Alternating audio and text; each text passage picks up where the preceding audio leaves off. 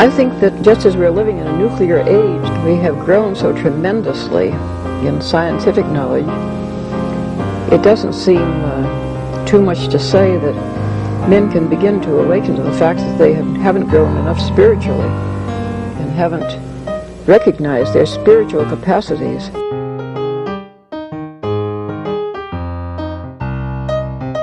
Once something like eating is death, then you've struck at the very heart of life. The enemy of the older radical theories may have been the ruling class, but today the stakes of whether we will reform ourselves into a new kind of human being, a new kind of society, whether we will find selves worth being, the stakes of it are simply life itself. So I'm back for another discussion of Aristotle on friendship through the Nichomachean ethics. And in this particular session, I want to focus on the friendship of superior and inferior. Remember last time we talked about kind of that most perfect friendship, which is amongst equals in all respects. And I think Aristotle definitely gives first place to that type of friendship. It's interesting that he next turns to the friendship of people who are somehow naturally superior or inferior.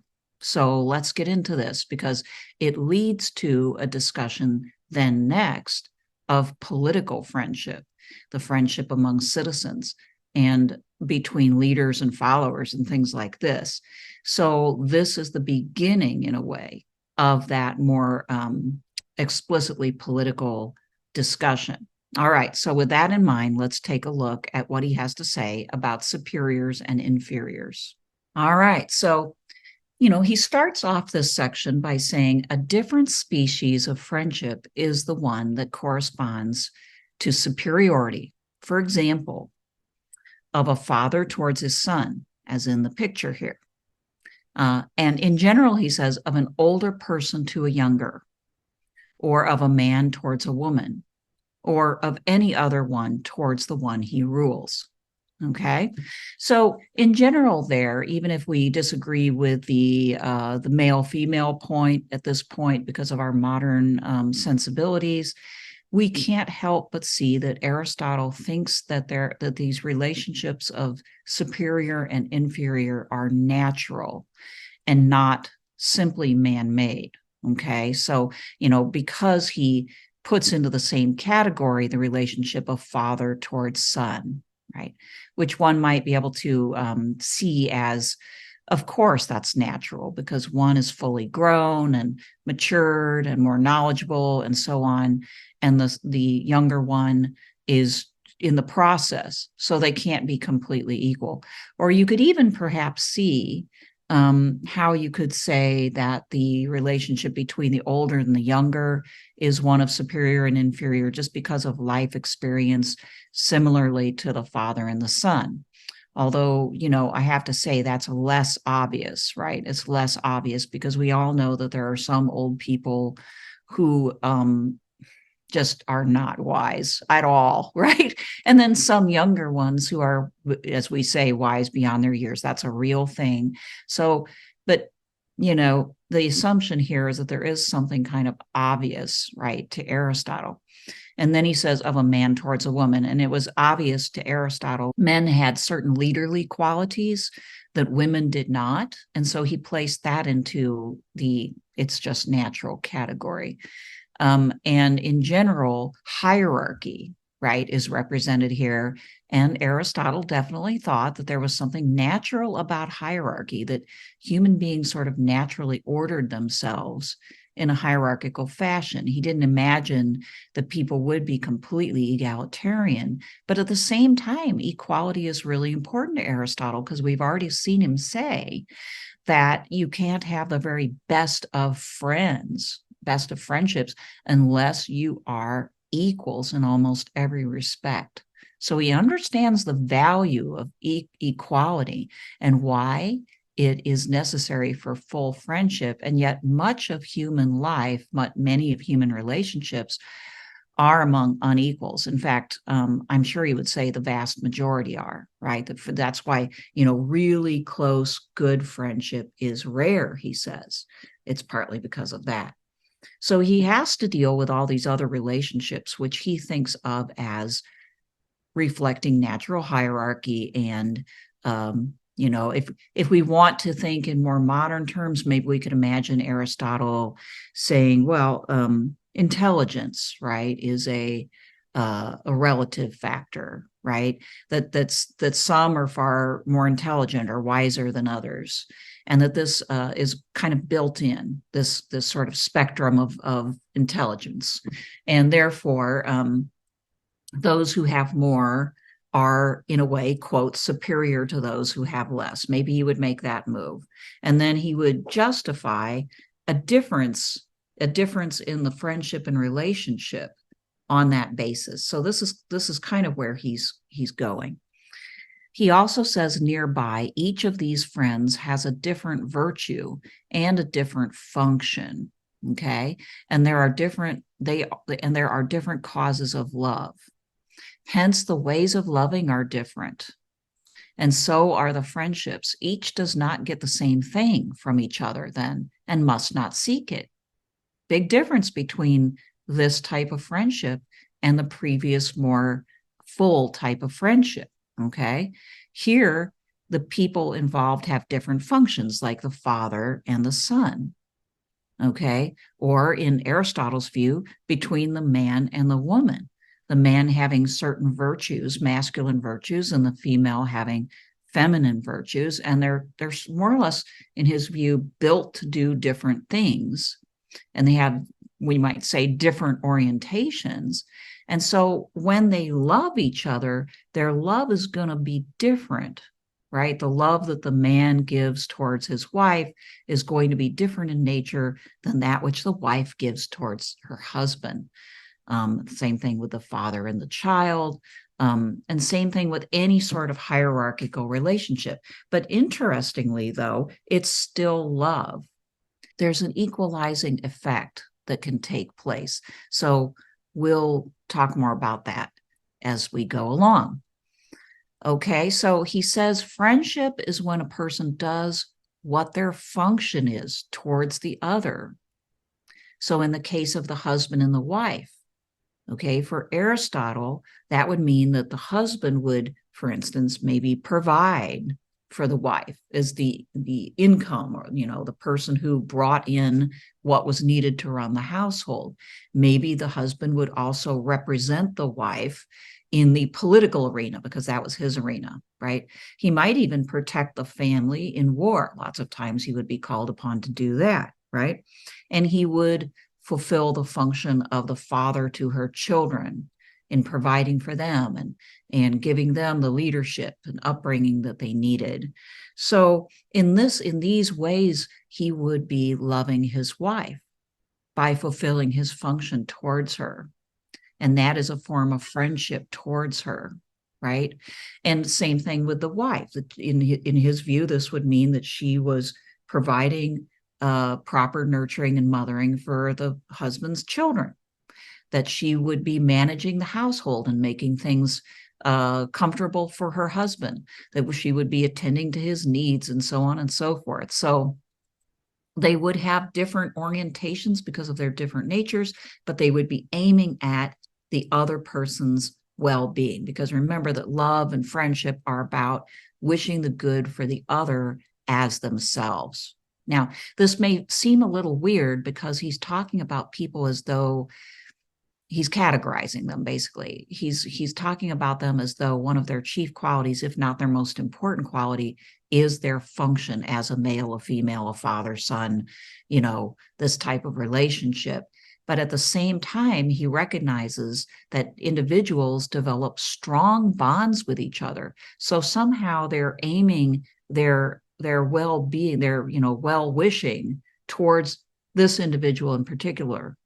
And by fulfilling their functions towards them properly, they are not just doing their duty, which is the way one might see it, right? But rather they are actually engaging in a personal love towards that other. Okay. And he says this can be very strong, actually. And he says, though, that the better person should be loved more than he loves, that there's a differential there. okay? Which sounds terrible, but let's just explore this, right? So that would mean that in the case of husband and wife, that the husband would be loved more than he loves. And this would be because of the inequality, because one is ranked higher than the other. Or in the case of the father and the son, that the son would love his father more than the father loves the son, which is, when you think about it, it's kind of reversed now in our contemporary culture. But not that long ago, at least in the United States, so I hear, it was not that way, right? That especially when it came to fathers, there was kind of a paternal indulgence of their children. They saw themselves as kind of the leader, but maybe not like super personally engaged with their children. And the children were, perhaps more interested in getting the attention of their father. That's a little bit of a stereotype and a cliche, though, because everybody's family was different. But that was kind of like the societal norm. Whereas today, I think many Americans would see that as kind of like almost a form of child abuse. Okay, so things have changed a lot. I imagine for Aristotle, it was enough for a father to be generally very interested in his children's well-being and getting ahead in life, and that he didn't necessarily have to spend a lot of time with them. So maybe, hopefully, that might help to kind of like understand what he's getting at. Now, the way that he brings equality in here is interesting, because he says that this can be seen as a type of equality, because each part of this relationship, each person in this relationship is giving what they are capable of and what the other is due. Right? So it would be unequal, in other words, if the father, in this way of thinking, doted constantly on his son, wanted to spend all of his time with his son, became his son's best buddy and stuff like that. That would be like disproportional and unequal to the relationship and to what his son actually needed or deserved at that point in time.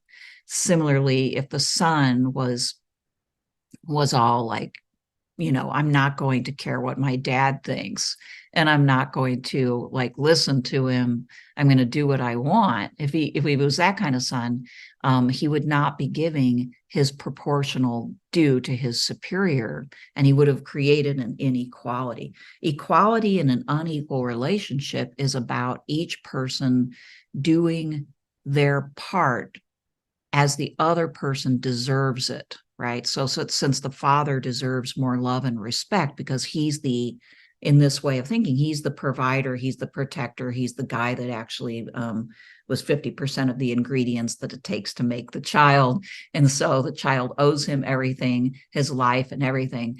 Then it would be disproportional if the father didn't get more respect and love from the son than the son got from his father. I hope this is, we don't have to agree with it, but I'm hoping that I'm making it clear. Now, he also says in this kind of unequal relationship, virtue is still important, because he says if unequals are separated by large gaps in virtue, then friendship isn't possible.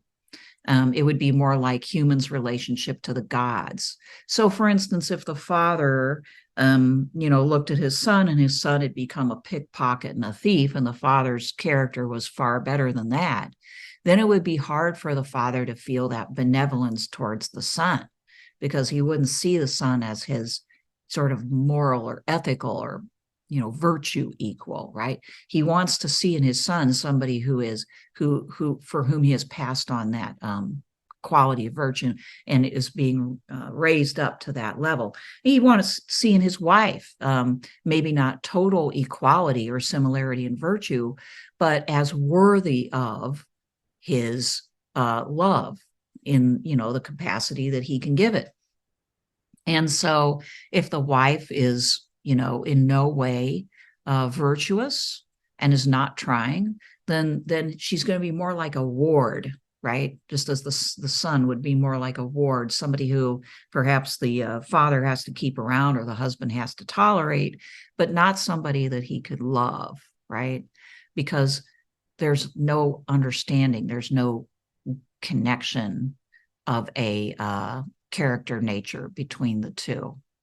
And it would be, I would think, a source of great pain from this point of view to see the family relationship deteriorate to this level, to where the parent is more like a god to the child, who simply has to do with, providing and more or less putting up with and trying to corral or trying to control somehow, punishing and so on and so forth. Then there's not much of a relationship there. So, I mean, and file that away in the back of your mind as far as like when we get to political friendship more, because you can't have political friendship if the leader sees himself more like a god towards men, right? So there's the connection there. If he sees himself as a god towards men, then he's going to act like that parent who has to corral, punish, and basically coerce the children, or the citizens in this case.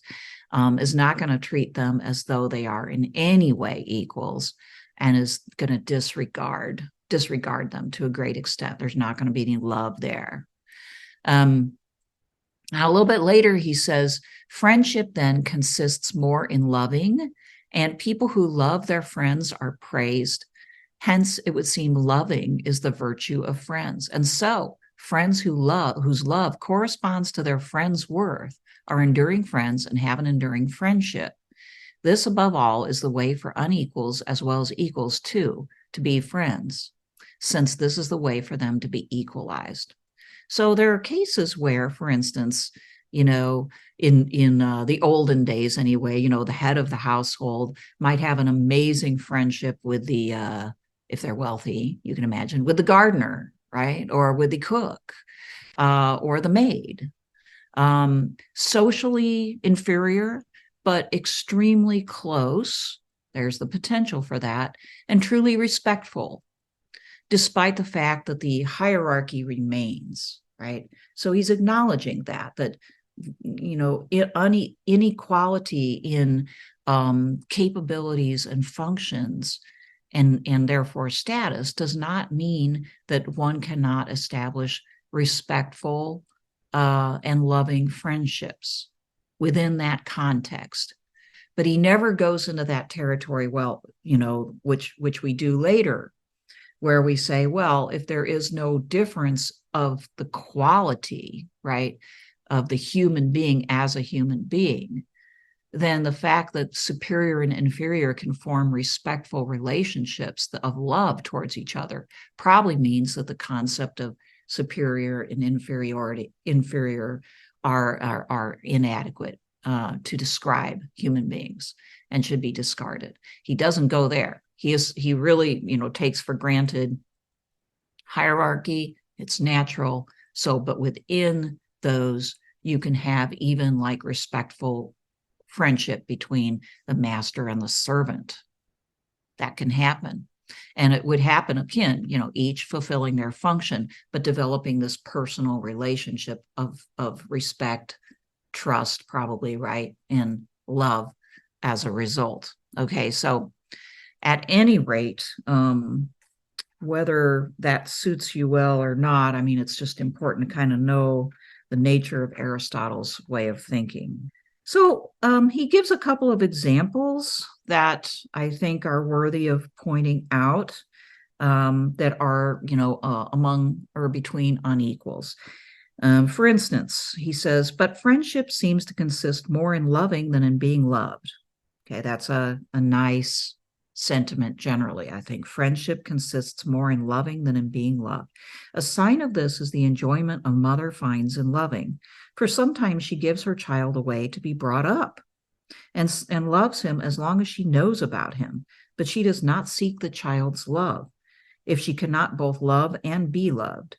She would seem to be satisfied if she sees the child doing well, and she loves the child even if ignorance prevents him from according to her what befits a mother. Here he seems to be talking about a mother who allows her child to be adopted or raised by another because that is what is best for the child, and doesn't demand to even know or be loved by the child because it is enough for her to know that the child is doing well because her aim, her love, is aimed at the child's well-being, right? For its own sake. So I like that. That's an example of it's bordering on complete altruism. Generally, Aristotle isn't a thinker who recognizes altruism as a good sentiment, but here we have, maybe he's at least getting into the zone. And then near that, in the same general area, he talks about lovers. Here we might also include the erotic lover and his beloved, and the beautiful and the ugly. Hence, an erotic lover also sometimes appears ridiculous when he expects to be loved in the same way as he loves. That would presumably be a proper expectation if he were lovable in the same way, but it is ridiculous when he is not. So I just find that interesting. A lover expects to be loved in the same way as he loves, which might be possible if the two are completely equal, but otherwise it is ridiculous. And many of the love relationships of ancient Athens were definitely of unequals, either the ones between men and women or the ones between men, because many of them were between the older and the younger. So the best friendship or the best love remained friendship between male equals, whereas erotic love was generally between people for maybe lesser but still worthy reasons, he might say, right? So like that's why he includes the beautiful and the ugly, right? It's proper for the quote ugly to have more love for the beautiful than the beautiful have for the ugly, and they can form love relationships, but they are not as high a quality as the best love relationships. Most of the love between lovers is this way, right? But still there's a proper way and an improper way for people to love each other in even those types of relationships. So again, contrasting that with the modern, more romantic view of love, in which love sort of equalizes all things. Aristotle, romantic love, that is, the notion is it equalizes all things somehow. Aristotle doesn't expect that or require that in those kinds of relationships or in most relationships.